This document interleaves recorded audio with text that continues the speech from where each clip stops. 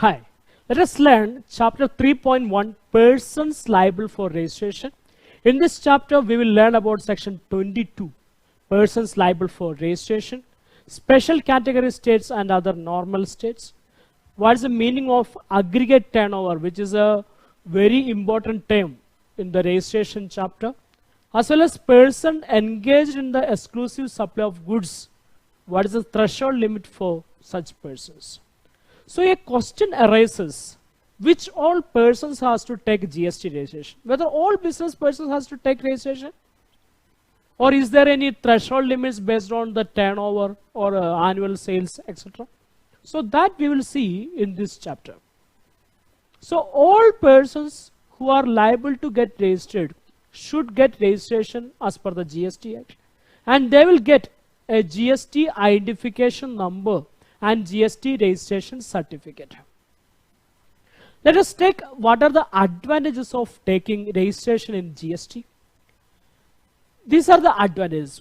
The first thing is they will be recognized as a legal supplier of goods or services. They will be legally recognized. Then they will be legally authorized to collect tax from their customers. Without registration, you cannot collect tax. Then they can pass on the credit of the taxes paid on the goods or services supplied to their customers or recipients. Then he can claim input tax credit whenever they purchase any goods or services. So these are various advantages of taking registration. Then let us understand who is a taxable person. As per section 2 subsection 107 of the CGST Act, a person who has taken registration as per the GST Act or who is liable to get registration. See, if a person is responsible to get registration but he didn't took registration, then also he will be treated as a registered person. Taxable person. Let us understand what does it mean. Section 2 subsection 107 of the GST Act define the term taxable person. It includes the persons who have already registered in GST or who is liable to get registration. Suppose a person's turnover is exceeding the threshold limits fixed by the GST law, then he is liable to get registration. Suppose he didn't took the registration. In that case also he will be treated as a taxable person and all provisions of the GST law will be applicable. Then let us take persons liable for registration as per section 22. Okay. So two sections are important, section 22 and 24. 22 is normal persons who are liable for registration. So section 22 specifically explains the persons who are required to be registered under GST law. When you read this section, you can list out various points to be taken care to determine the persons liable for registration as below. So let us take various points here.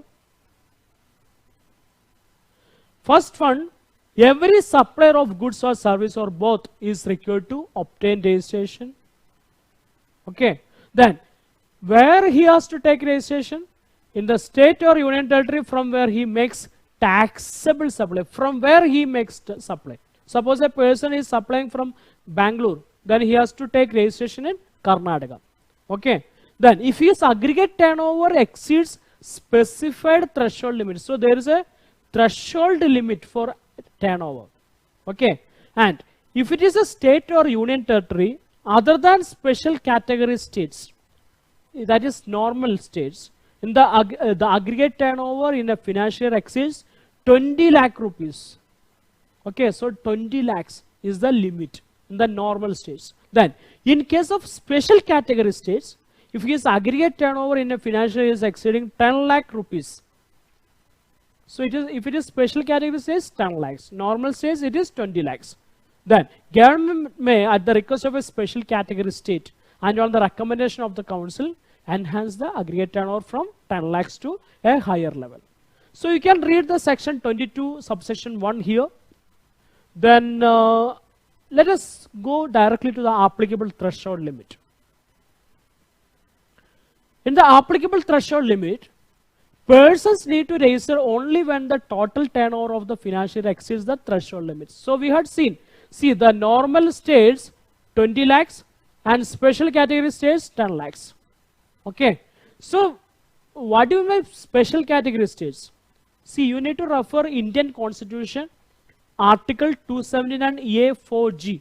Special category states comprises the states such as Arunachal Pradesh, Assam, Manipur, Meghalaya, Mizoram, Nagaland, Sikkim, Tripura, Himachal Pradesh and Uttarakhand.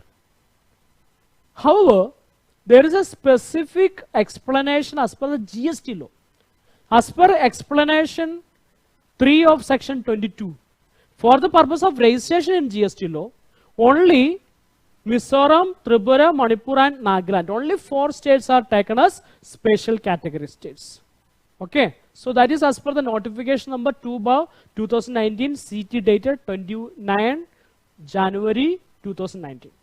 Then, after understanding the threshold limits, let us come to the term aggregate turnover. Turnover in common parlance is the total only of the business. The term aggregate turnover is defined under section 2 subsection 6 of the CGST Act. So you can read the definition there.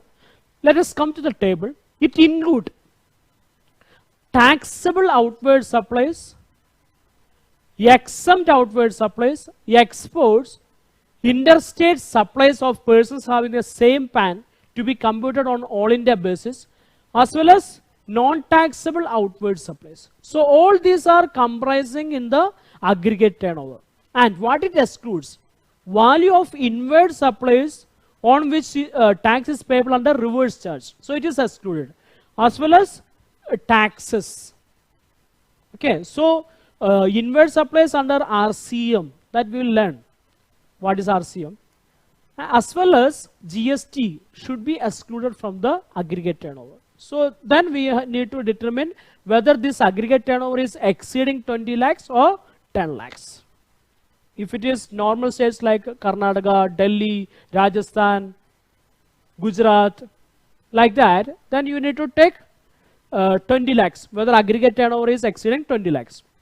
And in case of Manipur, like that, special category states, you need to check whether aggregate turnover is exceeding 10 lakhs. Then you need to take registration. Like that, the turnover of all states should be added to the aggregate turnover should be taken.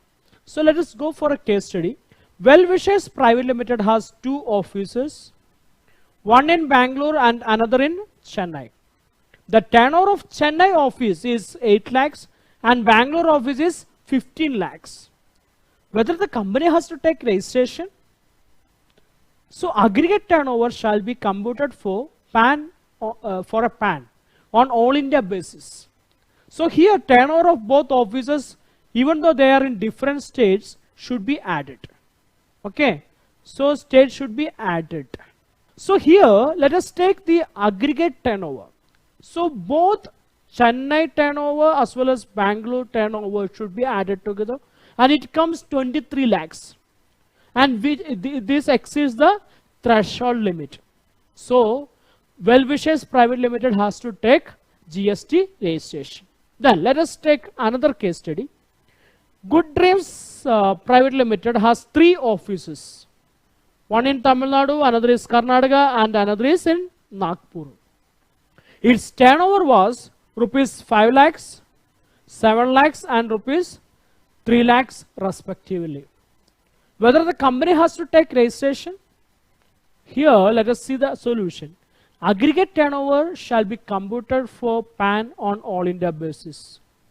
So here turnover of all offices, okay, even though there are in different states, should be added. So the aggregate turnover will be 15,000.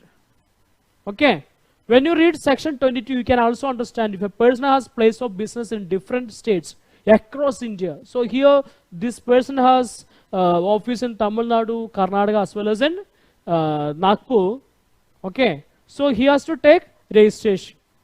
Okay, so from this example I think you have got a clear idea. See another point, see if one branch is in special category state, okay, then the registration threshold limit is reduced to rupees 10 lakhs.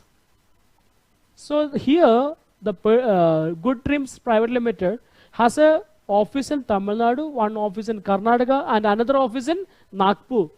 So, having an office in Nagpur, the threshold limit is reduced to 10 lakhs, and it has to take registration as per the GST law. Clear? Then the second point, value of exempted goods or services, exported goods or services, interstate supplies between distinct persons having same PAN to be included. So exempted, exports, interstate supplies between distinct persons. Who is a distinct person? The branches or the office of a same establishment in different states. So let us take one case study. Mahindra Enterprises Limited is engaged in supply of fruit juice, okay, in Maharashtra. It also supplies alcoholic liquor for human consumption in Tripura. Its turnover in the current financial year is rupees 40 lakhs in Maharashtra and rupees 8 lakhs in Tripura. So whether Mahindra Enterprises Limited has to take registration in 2 states, or how it should go for registration? Here, supply of fruit juice is leviable to GST, but alcoholic liquor for human consumption is outside the purview of GST. Okay. In order to determine whether Mahindra Enterprise is liable for registration, turnover of both, okay, so it is very important, both taxable as well as non-taxable supply should be taken into account. Here, aggregate turnover becomes rupees 22 lakhs, and so Mahindra Enterprise is liable for registration. Okay, so exempted, interstate supplies between distinct persons, exports, everything should be included. Then only aggregate turnover should be calculated. Then the third point is aggregate turnover to include inward supplies on which tax is payable under reverse charge. So we will have a separate chapter on reverse charge mechanism, and it is as per section 9.3 and section 9.4. Okay, so here RCM is the recipients of goods or services has to pay tax to the government, not the supplier. Okay, it includes goods transport agency, legal services, sitting fee paid to directors, etc. Okay. So let us take the case study. Mahindra Enterprises Limited paying fee to Advocate Ramakrishna for legal services provided. Legal services provided by advocate or firm of advocate is subject to reverse charge mechanism. So Mahindra Enterprises Limited how to pay GST to the government for such amount. Okay, so here the service is getting from Advocate Ramakrishna to Mahindra Enterprises Limited, and Mahindra is paying consideration price to Advocate Ramakrishna. So who is the recipient? Mahindra is getting the service from advocate. So recipient is Mahindra, but Mahindra is liable to pay GST to the government as per RCM. Okay, but the same will not form part of the aggregate turnover of Mahindra. Even though GST is paid, but it will not be included in the aggregate turnover, and it will be taken as turnover of Advocate Ramakrishna only. Then the fourth point is aggregate turnover excludes element of GST. Okay, only the value of goods or service or both should be considered. The GST amount involved in case of supplies, that is CGST, SGST, UTGST, IGST, cess, etc., should not be included. So in case of taxable supplies, only taxable value should be considered and not the invoice value. What is taxable value? What is invoice value? Taxable value plus GST is invoice value. Okay, suppose you are purchasing goods worth 50,000 and you are paying tax of 6,000. Okay, so you will be paying total 56,000. So here 56,000 is the invoice value, but to calculate the aggregate turnover, you should take 50,000 only. Hope it is clear. Then supplies made on behalf of the principal as agent. So explanation 1 of section 22. The expression aggregate turnover shall include all supplies made by the taxable person, whether on his own account or made on behalf of all his principles. Okay, so let us take the case study. Mahindra Enterprises Limited appoints Messrs. Roshni Traders as its agent. So Roshni is the agent. Messrs. Roshni Traders makes supply of goods on its own account rupees 23 lakhs and as well as on behalf of Mahindra Enterprise Limited rupees 8 lakhs. 23 and 8 lakhs. Okay. So here what will be the aggregate turnover? It will be 31 lakhs for Roshni Traders. Okay. Both as his own sales as well as an agent. So both should be added. So the aggregate turnover will be 31 lakhs. Then another point, persons engaged in exclusive supply of goods. This is as per, see, exclusive supply of goods, goods traders. Then notification number 10/2019, CT dated 7th March 2019. Any person who is engaged in exclusive supply of goods and whose aggregate turnover in the financial year does not exceed rupees 40 lakhs is exempted from registration as per the said notification.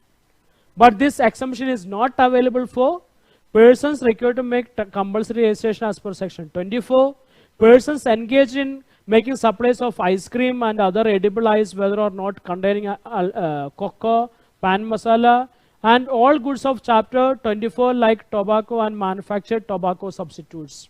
Okay. Then persons making intrastate supplies in specified states. Okay. Then persons who have opted for voluntary registration or such registration, the person who intend to continue with their registration under the CGST Act, who has taken voluntary registration. So other persons has a right to go for 40 lakhs threshold limit if they are exclusively dealing in goods. Clear? So let us summarize this here. This is a first category. Let us put A, this is B, this is C. States with a threshold limit of rupees 10 lakhs or both for goods and services, Manipur, Mizoram, Nagaland and Tripura. Then coming to B category, states with a threshold limit of rupees 20 lakhs for both goods and services. That is Arunachal Pradesh, Meghalaya, Sikkim, Uttarakhand, Puducherry and Telangana. Then states with a threshold limit of rupees 20 lakhs for services and rupees 40 lakhs for goods. That include Jammu and Kashmir, Assam, Himachal Pradesh and all other states. So there is such a classification as per notification number 10/2019 dated 7th March 2019. Okay, so in this chapter, hope you have very clearly understood section 22, persons liable for registration, who is a taxable person, threshold limit for normal states and special category states, what is the definition of aggregate turnover, as well as various case studies to understand the concept aggregate turnover and a special provision as per the notification for exclusive supply of goods. Okay, so hope it is clear to you. Thank you.